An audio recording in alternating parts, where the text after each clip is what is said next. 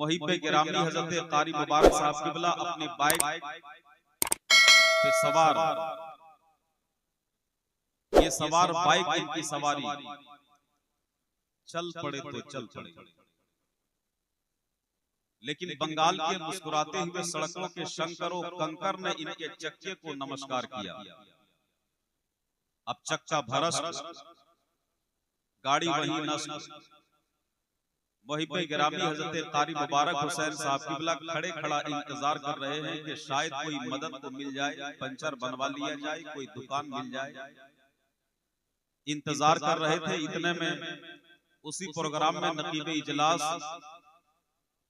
हजरत कारी बदरुद्दीन साहब किबला भी जा रहे थे। देखा कारी मुबारक साहब किबला को इस हाल में, तो कहा घबराने की जरूरत नहीं, मैं ठेला मंगवा देता हूं, उस पर आपकी बाइक को मैं लाद देता हूं। ठेला मंगवा दिया, उस पर बाइक को लाद दिया। मुहिब्बे गिरामी धक्के दिए दिए आगे बढ़ रहे हैं कि कहीं मिले तो पंचर बनवा लिया जाए, चक्के को दुरुस्त करवा लिया जाए। इतने में देखा कि उस्ताद शौरा हजरत मौलाना नईम अख्तर साहब किबला उसी प्रोग्राम में जा रहे थे। कारी मुबारक साहब किबला को इस हाल में देखकर मुस्कुराते हुए फरमाया, कारी साहब ये क्या हो गया? थोड़ी देर पहले आप सवार थे, बाइक आपकी सवारी थी, आप सवारी बन गए, बाइक सवार, ये क्या हो गया? तो मुहिब्बे गिरामी कारी मुबारक साहब किबला ने जवाब दिया कि उस्ताद शौरा यही दस्तूर दुनिया है, यही मजाज़े जिंदगी है, यही दस्तूर हयात है। एक सवारी एक सवार, कभी सवारी पे सवार, कभी सवार पे सवारी, एक सवारी एक सवार।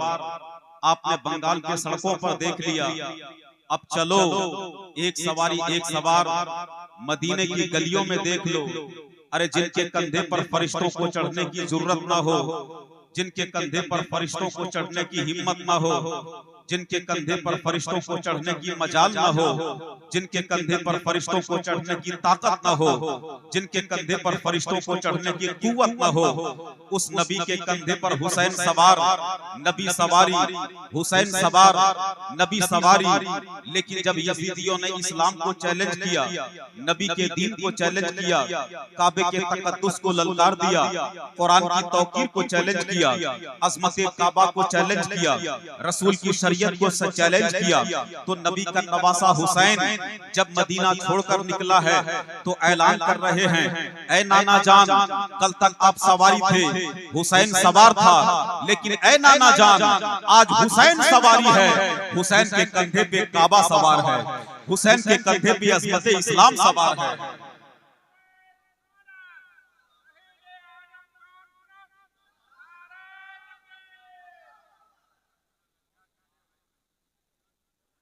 जब हुसैन मदीना छोड़कर निकले हैं तो हुसैन ऐलान कर रहे हैं, ए नाना जान, कल तक आप सवारी थे, हुसैन सवार था, लेकिन ए नाना जान आज हुसैन सवारी है। हुसैन के कंधे पे काबा सवार है, हुसैन के कंधे पे अज़मत इस्लाम सवार है, हुसैन के कंधे पे कुरान की तौकीर सवार है, हुसैन के कंधे पे अज़मत काबा सवार है, हुसैन के कंधे पे रसूल की शरीयत सवार है, हुसैन के कंधे पे मुस्तफा का दीन सवार है।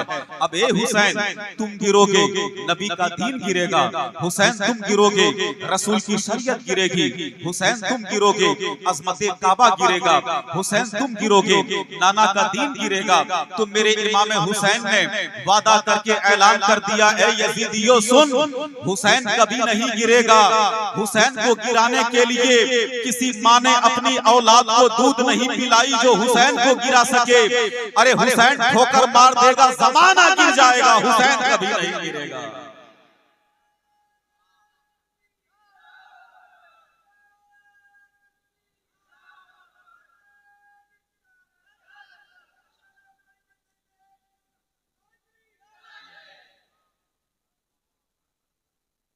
हुसैन ठोकर मार देगा, जमाना गिर जाएगा, हुसैन कभी नहीं गिरेगा। और दुनिया में कोई ऐसा माई का लाल पैदा नहीं हुआ जो हुसैन को गिरा सके।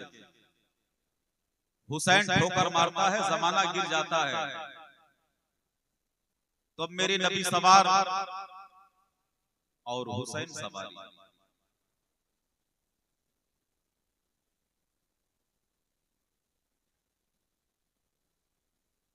दुनिया की तमाम माओं के बेटों को एक पल्ले पे रखो और फातिमा के 2 बेटों को एक पल्ले पे रखो,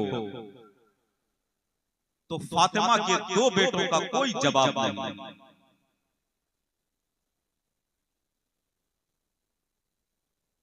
हजरात, आप दुआ कीजिए ये मुकद्दस उलमाए कराम जो दीन की खिदमत करते हैं, दीन के तकद्दुस को पामाल होने से बचाते हैं, मुस्तफा जाने रहमत की शरीयत से आपको करीब करते हैं, ये मुकद्दस उलमाए कराम को मुस्तफा जाने रहमत अपनी ज़ियारत से माला माल फरमाते हैं। हुजूर फरमाते हैं मन ज़ारा कब्री वजबत लहू शफाअती, और हुजूर ने फरमाया कि जिसने मेरे कब्र की ज़ियारत की उस पर मेरी शफाअत वाजिब है। हुजूर ने एक मौके से फरमाया कि जिसने मेरे कब्र को देखा उसने मुझे ही देखा। तो दुआ कीजिए कि ये उलमाए कराम को अल्लाह वो अज़मत अता फरमा दे कि मुस्तफा जाने रहमत के शहर को अपने माथे की निगाहों से उसकी ज़ियारत कर ले।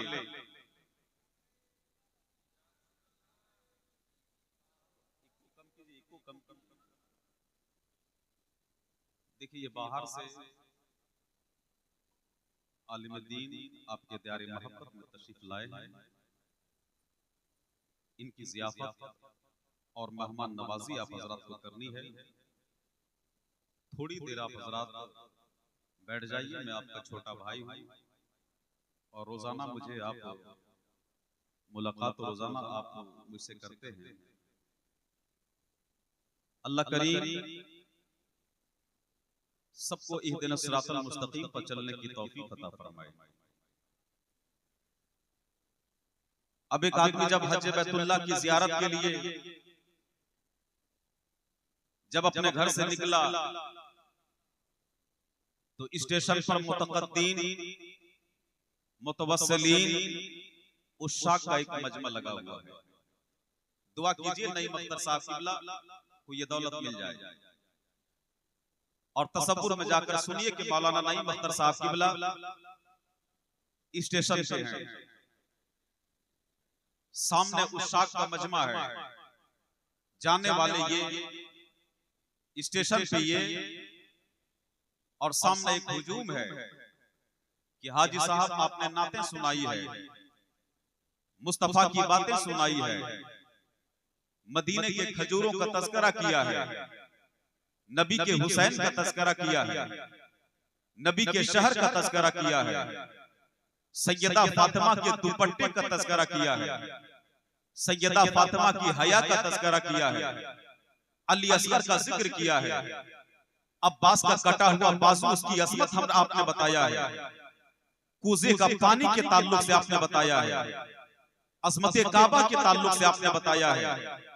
मौलाना साहब आप हज बैतुल्लाह के लिए जा रहे हैं, एक रिक्वेस्ट है, एक रिक्वेस्ट है, रिक्वेस्ट ये है कि जब आप हज बैतुल्लाह के लिए जा रहे हैं तो इस गुनहगार को याद रखिएगा, लेकिन इस गुनहगार को आप हजर अस्वद पे भूल जाना मुझे सदमा नहीं होगा, गार हिरा में भूल जाना मुझे सदमा नहीं होगा, हजर अस्वद पे भूल जाना मुझे सदमा नहीं होगा, मिज़ाबे रहमत के पास मुझे भूल जाना सदमा नहीं होगा, सफा और मरवा पे मुझे भूल जाना मुझे कोई सदमा नहीं होगा, मुकाम इब्राहिम पे मुझे भूल जाना मुझे कोई सदमा नहीं होगा, काबा के नजदीक मुझे भूल जाना मुझे कोई सदमा नहीं होगा।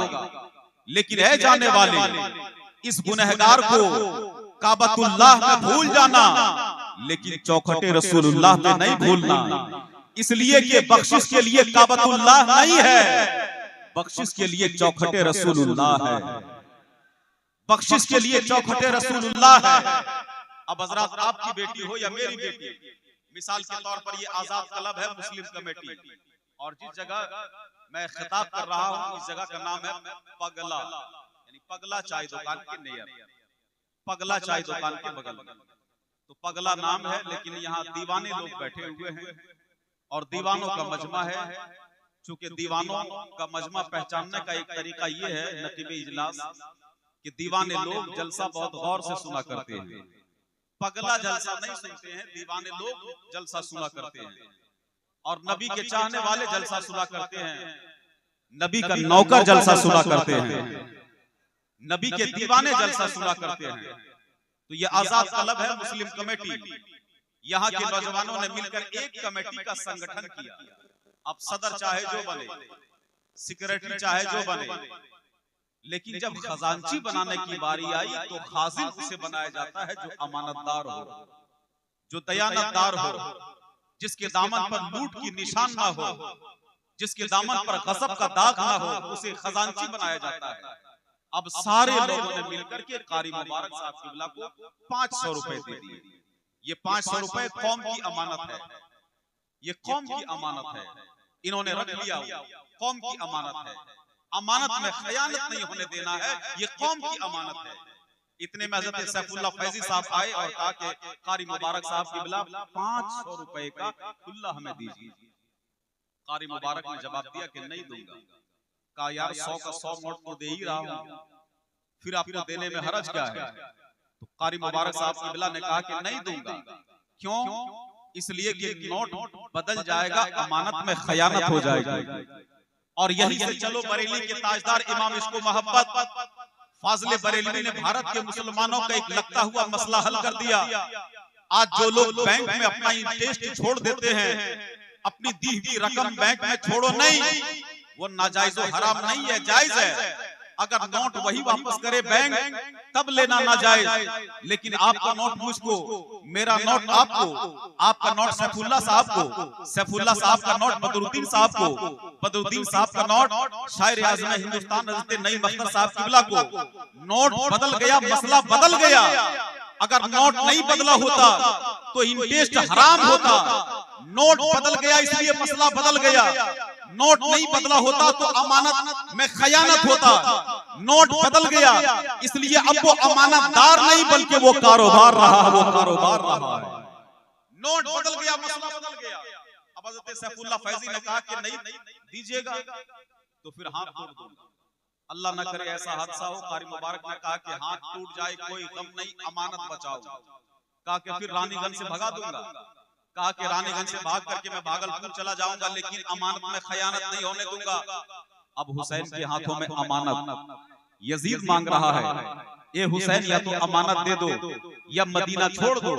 मेरे इमाम हुसैन ने नाना का मदीना छोड़ना कबूल कर लिया, लेकिन यजीद के हाथ पे हाथ देना कबूल नहीं किया। और इमाम हुसैन ने ऐलान कर दिया कि हुसैन की औलादें कट जाए कोई गम नहीं, हुसैन की जान चली जाए कोई गम नहीं, हुसैन का बासु शहीद हो जाए कोई गम नहीं। मेरे इमाम हुसैन बचपने के आलम में कहीं बाहर से खेल के चले आ रहे हैं, मोहम्मद मुस्तफा अलैहिस्सलाम के करीब आए। जैसे इमाम हुसैन करीब आए, नबी के सीने से लिपट गए। मेरे इमाम मोहम्मद मुस्तफा अलैहिस्सलाम ने इमाम हुसैन को सीने से लगाया और प्यार करके कहा कि बेटे हुसैन, अगर मैं तुम्हें कोई अमानत दूं तो उस अमानत की हिफाजत करोगे? इमाम हुसैन ने कहा कि हाँ नाना जान, उस अमानत की हिफाजत करूंगा। बेटे हुसैन, उस अमानत की हिफाजत करने के लिए तुझे मदीना छोड़ना पड़े छोड़ दोगे? हाँ नाना जान, मदीना छोड़ दूंगा। बेटे हुसैन, उस अमानत की हिफाजत करने के लिए तुझे अपनी औलादों की कुर्बानी देनी पड़े दे दोगे? हाँ नाना जान, औलादों की कुर्बानी दे दूंगा। बेटे हुसैन, उस अमानत की हिफाजत करने के लिए तुझे अपनी नानी जान खदीजतुल कुबरा का मकान छोड़ना पड़े छोड़ दोगे?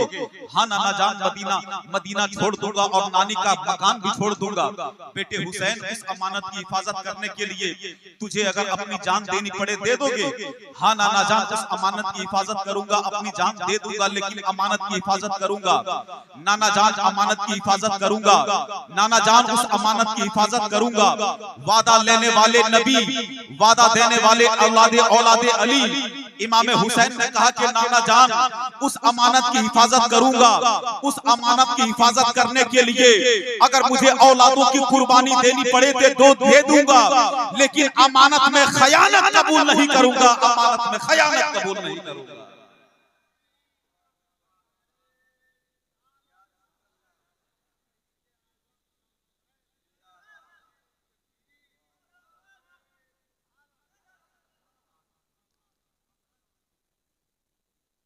अब आप जहन को करीब लीजिए, तारीख का एक पन्ना आपके साथ आपके सामने उलटने की मैं कोशिश कर रहा हूं। जब आप अपनी बेटी को चंद किलोमीटर रुखसत करते हैं तो बेटी किस तरह आपसे लिपट जाती है। भैया हो तो बहन लिपट जाए, भैया मुझे सदमा ना देना। बाप हो तो बेटी लिपट जाए, बाबा मुझे बेसहारा ना करना। भतीजा हो तो फूफू लिपट जाए, भतीजा मुझे सदमा ना देना। जिस मदीना में हुसैन पले, जिस मदीना में हुसैन पढ़े, जिस मदीने तैयबा में इमाम हुसैन अपने नाना के कंधे पे चढ़कर घूमे। अरे जब रात के पिछले पहर इमाम हुसैन अपनी अम्मी सैयदा फातिमा के घर में रोते, तो रात के पिछले पहर इमाम हुसैन के नाना जान मोहम्मद रसूलुल्लाह अपने खेमे से निकलकर सैयदा फातिमा के दरवाजे पे जाते और सैयदा फातिमा के दरवाजे पे दस्तक देकर फरमाते, मेरी बेटी सैयदा फातिमा, मेरे हुसैन को रुलाया मत करो। फातिमा जब हुसैन रोता है तो रसूल पाक का दिल तड़प जाता है।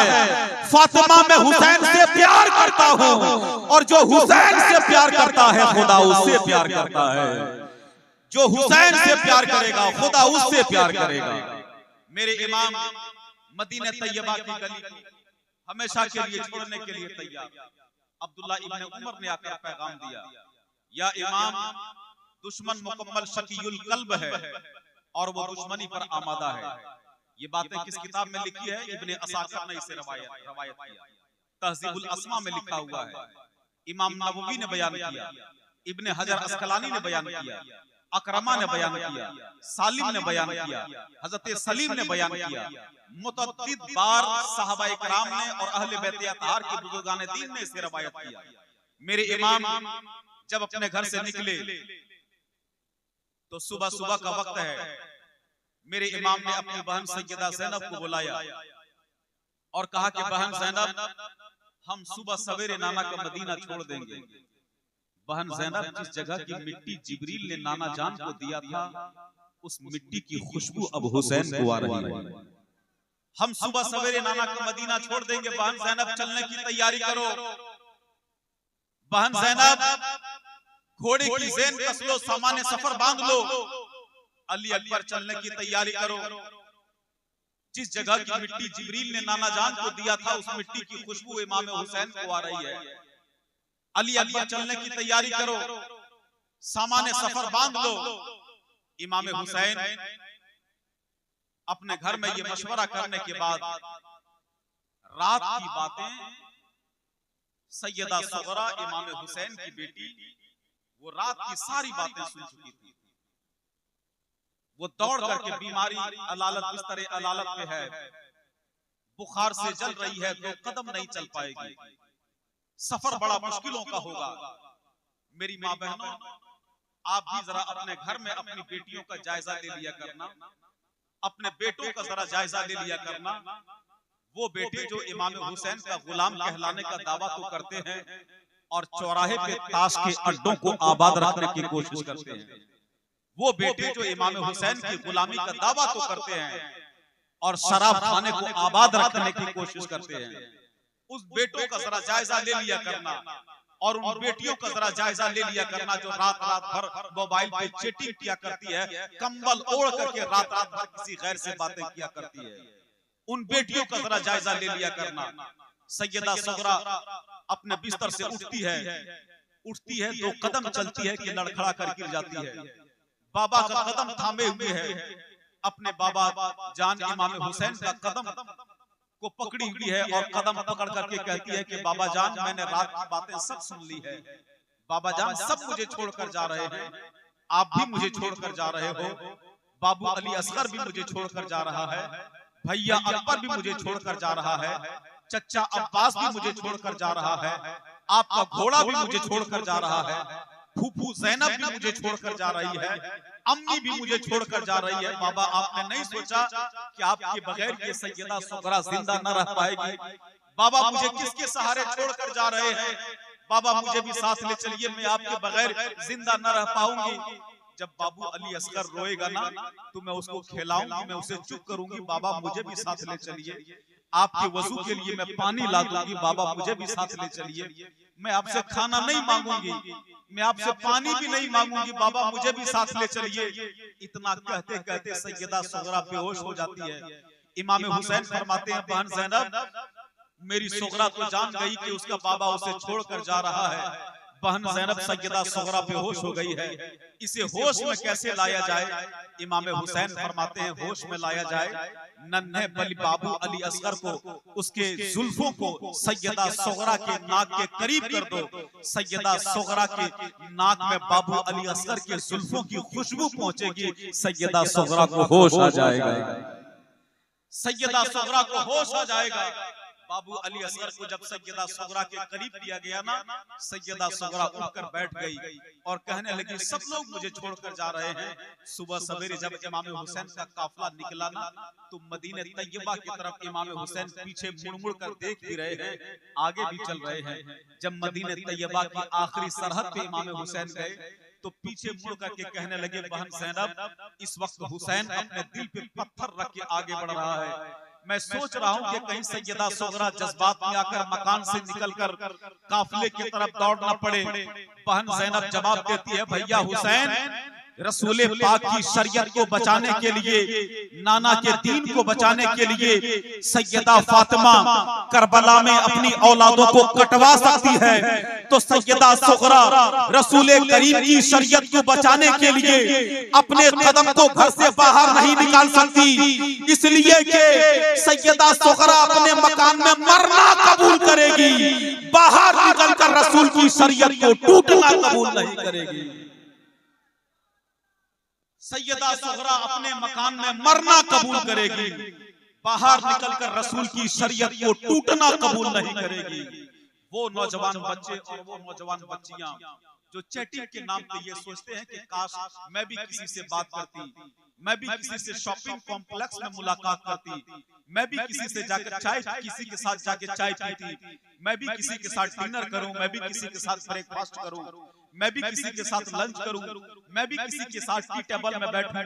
ये हमारे कौम की बच्चियां सुनती है और वो मोबाइल में देखती है कि एक हीरो है, एक हीरोइन है, एक क्रिकेटर है, एक फिल्मी स्टार है, ये सब कुछ मेरे कौम की बच्चियां जानती है। आप जानते हैं मौलाना साहब, एक एक मेरे कौम के बच्चों को एक एक दर्जन गाना याद है। मैं हकीकत में कहता हूँ और ये बात मैं हमेशा कहा करता हूँ, कारी मुबारक साहब के बिला एक एक बच्चों को एक एक दर्जन गाना याद है, लेकिन मुस्तफा जाने रहमत का कलमा मेरे कौम के बच्चों को याद नहीं है। मेरी कौम की बच्चियों को, एक एक बच्ची को कौन हीरो किस फिल्म में काम करता है, उसकी एक्टिंग क्या है, उसका कैरेक्टर क्या है, उसकी अदा क्या होगी, उसमें कौन हीरोइन किस फिल्म में है, ये सब कुछ मेरे कौम की बच्चियां जानती है। लेकिन सैयदा फातिमा की जिंदगी मेरे कौम की बच्चियां नहीं जानती है। इमाम हुसैन की जिंदगी कैसे गुजरी थी ये मेरे कौम की बच्चियां नहीं जानती है। अली मुर्तजा की जिंदगी कैसे गुजरी थी ये मेरे कौम के बच्चे नहीं जानते हैं। तुमने जिसे अपना आइडियल और मॉडल बना रखा है ना, वो मुंबई वाला, वो नाचने और गाने वाला, वो हिजड़ा किस्म की आदमी जो मटक मटक के चलता है तो तू भी मटक मटक के चलता है, जो कान और नाक छेदाता है तो तू भी कान और नाक छेदाता है, जो साइड कट बाल रखता है तो तू भी साइड कट बाल रखता है, जो स्केच पैंट पहनता है तो तू भी स्केच पैंट पहनता है। मैं कहता हूँ जिसे तूने अपना आइडियल और मॉडल बना रखा है ना, तू उस मुंबई वाले नाचने और गाने वाले वो हिजड़ा किस्म की आदमी के पास चला जा और तू बोल उसके पास कि मैं तेरा, तू मेरा बहुत बड़ा आइडियल और मॉडल है। मैं कसम, अल्लाह की कसम खा के कहता हूँ, वो तेरी तरफ देखेगा नहीं, तेरे मुंह पे थूकेगा भी नहीं। मैं कहता हूँ अपना आइडियल और मॉडल बनाना है तो करबला वाले हुसैन को अपना आइडियल मॉडल बना ले। जो तुझे यहाँ भी पहचानते हैं और कब्र में भी तुझे पहचानेंगे। ऐसी हस्ती को अपना आइडियल और मॉडल बना ले जो तुझे यहाँ भी पहचानते हैं, कब्र के ऊपर भी पहचान रहे हैं, कब्र के नीचे भी पहचानेंगे। ऐसी अजीम हस्ती को अपना आइडियल और मॉडल बना लो। वो मुंबई वाला, वो नाचने और गाने वाला, वो हिजड़ा किस्म की आदमी तेरा आइडियल और मॉडल नहीं है। तू ये भूल गया कि तू मुसलमान है, मुस्तफा जानी रहमत का कलमा पढ़ने वाला है, इमाम हुसैन तेरे लिए आइडियल और मॉडल है। वो मेरे कौम की बच्चियां रात रात भर सोचती है, मोबाइल पे बात कर करके, वो चैटिंग कर करके ये सोचती है कि मैं भी किसी से मुलाकात करूं, मैं भी शॉपिंग कॉम्प्लेक्स में किसी से बातें करूं, मैं भी शॉपिंग कॉम्प्लेक्स में किसी के साथ चाय पीऊं, मैं भी किसी के साथ डिनर करूं, मैं भी किसी के साथ ब्रेकफास्ट करूं। ये चैटिंग करते करते करते करते मोहब्बत जब जम जाती है तो वो चमार ही क्यों ना हो उसी के साथ भाग जाती है। मजहब इस्लाम का सौदा करना पड़े, मजहब इस्लाम का सौदा कर लिया, इस्लाम को दागदार करना पड़े, इस्लाम को दागदार कर दिया, मजहब इस्लाम से कंप्रोमाइज करना पड़े, मजहब इस्लाम से कंप्रोमाइज कर लिया। वो चमार के साथ भाग जाती है मेरे कौम की बच्चियां। आपने नहीं सुना है क्या? वो हिजाब वाली कौम की बच्चियां, मेरे कौम की बच्चियां, वो मेरी बेटी, आपकी बेटी, वो किसी चमार के साथ निकाह शादी कर रही है मंदिरों में जाकर के, वो किसी भंगी के साथ शादी कर रही है, वो मंदिरों में जाकर के नाली और गटर साफ करने वालों के साथ मेरी कौम की बच्चियां भाग रही है। अपनी बच्चियों को सैयदा फातिमा का किरदार बताओ, अपनी बच्चियों को राबिया बसरिया की कहानियां सुनाओ, अपने बच्चियों को इमाम हुसैन की जिंदगी बताओ। मजहब इस्लाम को दागदार करना पड़े, मजहब इस्लाम को दागदार कर दिया, ईमान से कंप्रोमाइज करना पड़े, ईमान से कंप्रोमाइज कर दिया। सबसे बड़ी दौलत जो हमारे सीने में और आपके सीने में है, ये सबसे बड़ी दौलत वो ईमान की दौलत है, ईमान की दौलत है, ईमान की दौलत है। ईमान से बढ़कर हमारे पास और आपके पास कोई दौलत नहीं है, कोई दौलत नहीं है। कारी मुबारक साहब किबला सबसे बड़ी दौलत, अल्लामा नईम अख्तर साहब किबला सबसे बड़ी दौलत जो हमारे और आपके पास है वो ईमान की दौलत है, ईमान की दौलत है। ईमान से बढ़कर हमारे पास कोई दौलत नहीं है। उसका अंदाजा आपको कब होगा? जब मैं कहूंगा कि दुनिया का बहुत बड़ा उद्योगपति बिल गेट्स है, बिल गेट्स के पास खरबों डॉलर की संपत्ति है। $1 हिंदुस्तान की करेंसी के हिसाब से 65 या 70 रुपए के बराबर है। अब वो बिल गेट्स आपके रानाई शरीफ में एक रिक्शा चालक के पास आए और रिक्शा चालक के पास आकर के कहे, रिक्शा चालक तुम रोजाना 200 रुपए कमाता है, मेहनत और मजदूरी करता है, किराए के मकान पे रहता है, पैरों में चप्पल नहीं, चप्पल टूटी हुई है, कपड़े में 50 रुपए बंद लगा हुआ है, किराए के मकान पे रहता है, अपने बीवी बच्चों की कफालत करता है। ऐसा कर कि तुम ईमान की दौलत हमको दे, मैं खरबों डॉलर तुमको देता हूँ। तो वो रिक्शा चालक जिसके सीने की तिजोरी में ईमान की दौलत सही सलामत है, वो रिक्शा चालक कहेगा, बिल गेट्स जी खरबों डॉलर की संपत्ति एक तरफ, दुनिया का सारा पहाड़ गोल्ड में तब्दील हो जाए, और कोई मुझसे कहे कि दुनिया का सारा सोने का पहाड़ तुम ले ले, ईमान की दौलत हमको दे दे, तो मैं दुनिया के सारे सोने के पहाड़ पे थूक दूंगा। ईमान से कंप्रोमाइज नहीं करूंगा, ईमान से कंप्रोमाइज नहीं करूंगा, ईमान से कभी समझौता नहीं करूंगा, ईमान से कभी सौदा नहीं करूंगा। दुनिया के सारे सोने के पहाड़ पे मैं थूक दूंगा, ईमान से समझौता नहीं करूंगा, ईमान से कंप्रोमाइज नहीं करूंगा। क्या मतलब? मतलब ये कि हमारे और आपके सीने में जो सबसे बड़ी दौलत है वो ईमान की दौलत है, ईमान की दौलत है, ईमान की दौलत है। उस दौलत की हिफाजत करने की कोशिश करें, अपने घर में अपनी बच्चियों को की खलवत पे नजर करें, उसके जलवत पे नजर करें, और उसे सैयदा फातिमा की कहानियां बताने की कोशिश करें। ये बताने की कोशिश करें कि सैयदा फातिमा पेवंद वाला दुपट्टा ओढ़ करके, वो मोहम्मद मुस्तफा जिसकी बेटी सैयदा फातिमा, मोहम्मद मुस्तफा अगर दुआ कर देते तो जिब्रील जन्नत से जोड़े लेकर आ जाए। वो मोहम्मद मुस्तफा उसकी बेटी सैयदा फातिमा पेवंद वाला दुपट्टा ओढ़ रही है। इसके लिए मेरे कौम की बच्चियों, तुम्हारे लिए और तुम्हारे लिए सैयदा फातिमा ने पेवंद वाला दुपट्टा ओढ़ करके नाना की उम्मतियों को बता दिया कि मेरी नाना की उम्मत में हर बेटी वो अमीर नहीं होगी, वो दुपट्टा फटा हुआ दुपट्टा भी ओढ़ेगी, पेवंद वाला दुपट्टा भी ओढ़ेगी। जब वो पेवंद वाला दुपट्टा ओढ़ करके गली में चलेगी तो गली के छिछोरे कहेंगे, वो देखो वो लड़की फटा हुआ दुपट्टा ओढ़ के जा रही है। गली के लौंडे मजाक उड़ाएंगे, नहीं, सैयदा फातिमा ने फटा हुआ दुपट्टा ओढ़ करके कौम की बच्चियों की आबरू को बचाया है। अब कोई बच्चा, अगर कोई नौजवान अगर देखेगा कि वो लड़की फटा हुआ दुपट्टा ओढ़ करके जा रही रही है तो मजाक नहीं उड़ाएगा, बल्कि ये कहेगा कि वो बेटी सैयदा फातिमा की कनीज बन करके जा रही है, सैयदा फातिमा के किरदार पे अमल करते हुए वो जा रही है, सैयदा फातिमा के किरदार पे वो अमल करते हुए जा रही है। अब आप अपने ज़हन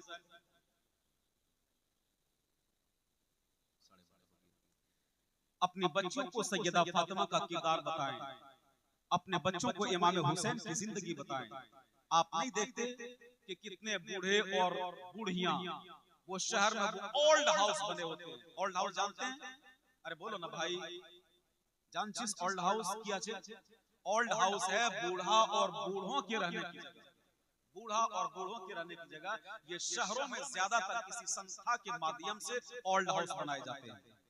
वो कौन बूढ़ा और बूढ़ी और ओल्ड हाउस में रहते हैं? वो बूढ़ा और बूढ़ी ओल्ड हाउस में है जिसके नौजवान बच्चों ने लात मार कर अपने माँ बाप को घर से बाहर निकाल दिया। वो बूढ़ा और बूढ़ी ओल्ड हाउस में जाकर रहती है। ये शहरों में बना हुआ है। आप अपने बच्चों को इमाम हुसैन की जिंदगी बताइए, आप अपने बेटियों को सैयदा फातिमा का किरदार बताइए। आप जब बूढ़े हो जाएंगे तो आप के बेटे, आपके बच्चे आपके लिए बैसाखी का सहारा बनने की कोशिश करेंगे। सैयदा फातिमा का किरदार अपने बच्चों को बताइए। मेरे इमाम हुसैन जब अपने नाना का मदीना छोड़ने लगे, थोड़ी देर और सुनेंगे क्या? अरे बोलिए, कितने लोग सुनेंगे? जरा हाथ उठा के मुझे बताइए।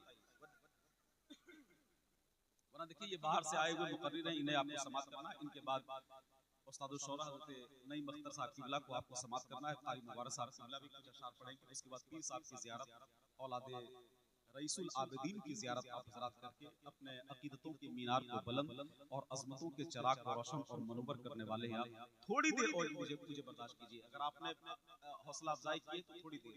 इमाम हुसैन जब अपने नाना के मदीना को इमाम हुसैन छोड़ने लगे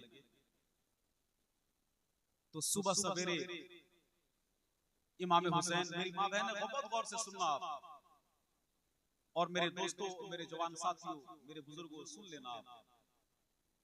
मेरे इमाम हुसैन अपने नाना का मदीना छोड़ने से पहले मेरे इमाम अपनी अम्मी सैयदा फातिमा के मज़ार मुक़द्दस के करीब जाते हैं। अपनी अम्मी सैयदा फातिमा के मज़ार मुक़द्दस में बोसा देकर इमाम हुसैन खड़े होकर अर्ज करते हैं, अम्मी जान या सैयदा, ए सैयदा, इमाम हुसैन आपकी बारगाह में आया है। अम्मी जान, वही हुसैन आया है जिसके पास कपड़े नहीं थे तो आपने दुआ किया था तो जिब्रील जन्नत से जोड़े लेकर आ गए थे। अम्मी जान, वही हुसैन आज आपके सामने हाथ फैला के दुआएं कर रहा है। अम्मी जान, अपने हुसैन का सलाम कबूल कीजिए। अम्मी जान, आपका बेटा हुसैन आपकी बारगाह में सलाम पेश करने आया है। इमाम हुसैन धाड़े मार मार के रो रहे हैं अपनी अम्मी सैयदा फातिमा की बारगाह में। इमाम हुसैन कहते हैं, अम्मी जान, अपने हुसैन का सलाम कबूल कर लीजिए। आपका बेटा हुसैन आपकी बारगाह में सलाम पेश करने के लिए आया है। अम्मी जान, अपने हुसैन का सलाम कबूल कीजिए। अम्मी जान, जिस हुसैन को आपने दूध पिलाया था ना, वही हुसैन आज आपकी बारगाह में दुआएं कर रहा है। अम्मी जान, अपने हुसैन का सलाम कबूल कीजिए। अम्मी जान, जो हुसैन, जिस हुसैन को आपने बड़ी नाजों से पाला था, वो हुसैन आज आपके सामने दुआएं कर रहा है। अम्मी जान, अपने हुसैन का सलाम कबूल कीजिए। अपनी अम्मी सैयदा फातिमा की बारगाह में सलाम पेश करने के बाद मेरे इमाम हुसैन उनकी बारगाह में चले। बगल ही में हज़रत इमाम हसन मुज्तबा का मज़ार मुक़द्दस है। भैया के मज़ार मुक़द्दस को देखने के बाद इमाम हुसैन को अपना बचपना याद आ जाता है। वही इमाम हुसैन है, इमाम हसन है। जब हुसैन की आंखों में आंसू देखते तो भाई के गम में तड़प जाते। हुसैन, तेरी आंखों में आंसू कैसे आ गया? हुसैन, अगर तुझे किसी ने उंगली दिखा दी तो हसन तेरा भाई उसका बाजू काट लेगा। इतनी मोहब्बत, बचपना याद आ जाता है। इमाम हुसैन धाड़े मार मार के रोने लगते हैं। इमाम हुसैन कहते हैं, भाई, जिस हुसैन को आपने कभी अकेला नहीं छोड़ा, आज वो हुसैन अकेले मोहम्मद रसूलुल्लाह का दीन बचाने के लिए करबला जा रहा है। भैया हुसैन, भैया हसन, गवाह रहिएगा, हुसैन बुज़दिल नहीं है। हुसैन कमजोर नहीं है, हुसैन अकेले नाना का दीन बचाने के लिए करबला जा रहा है।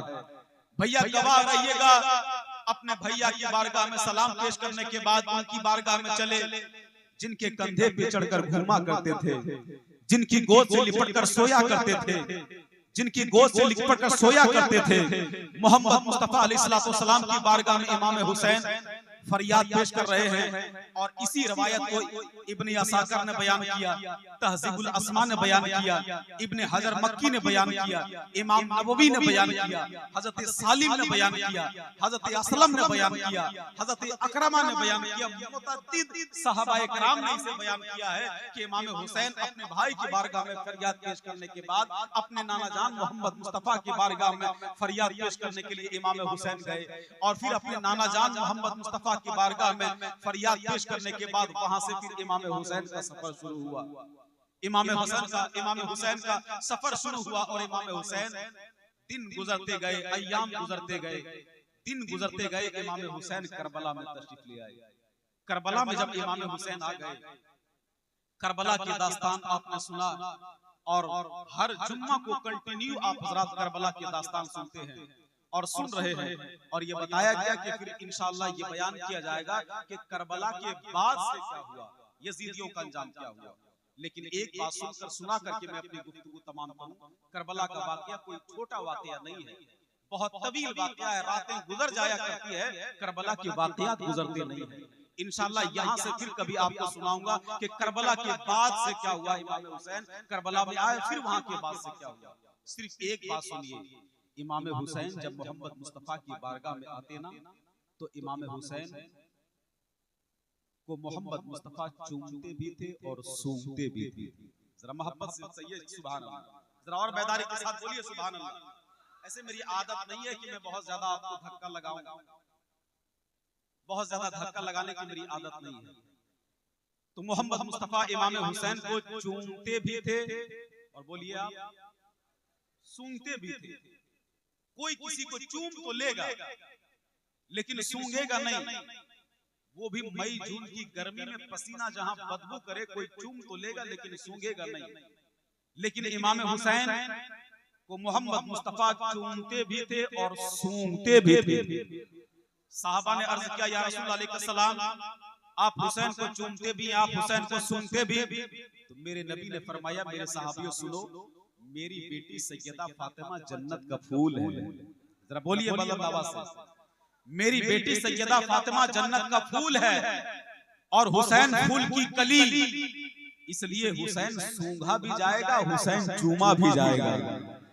अरे हुसैन को चूमता हूँ नवासा जानकर और हुसैन को सूंघता हूँ जन्नत का फूल जानकर। जब भी तो बरेली के ताजदार इमाम इश्क मोहब्बत फाजिल बरेलवी ने जब इश्क का करवट लिया तो पुकार उठा कि क्या बात है रजा, उस चमनिस्ताने करम की जहरा है कली, जिस्म हुसैन और हसन फूल, लब फूल, दहन फूल, जकन फूल, बदन। क्यों कहा आला हज़रत ने, क्यों कहा आला हज़रत ने? इसलिए कहा आला हज़रत ने कि नबी की बारगाह में जब आते इमाम हुसैन तो नबी चूमते भी थे, सूंघते भी। मेरे नबी ने इमाम हुसैन को चूमा भी और इमाम हुसैन को सूंघा भी। इमाम हुसैन को अब वक्त नहीं है, इसके ताल्लुक से फिर इंशाअल्लाह फिर कभी बयान किए जाएंगे। ये मुक़द्दस उलमाए किराम की गुफ्तगू आप रात को समाप्त करनी है। अब वादा कीजिए कि सुन लीजिएगा, इनकी तकरीर सुनिएगा। अल्लाह से दुआ करें कि परवरदिगार आलम मुख्तसर वक्त में जो मुख्तसर सी बातें हमने बयान की, किताबों के औराक के हवाले से अल्लाह करीम मुझे अमल की तौफीक अता फरमा और मेरे तमाम सुनने वाले भाइयों को, दोस्तों को और मेरी माँ बहनों को अमल की तौफीक अता फरमा। जिस टॉपिक पे मैंने बात करने की कोशिश की थी, उस टॉपिक पे बातें बहुत सारी की जा सकती हैं, बातें बहुत सारी हो सकती हैं, वक्त नहीं है। अल्लाह करीम हम सबको अमल सालेह की तौफीक अता फरमाए और इमाम हुसैन की सच्ची मोहब्बत में जीने की तौफीक अता फरमाए और सच्ची मोहब्बत में मरने की तौफीक अता फरमाए।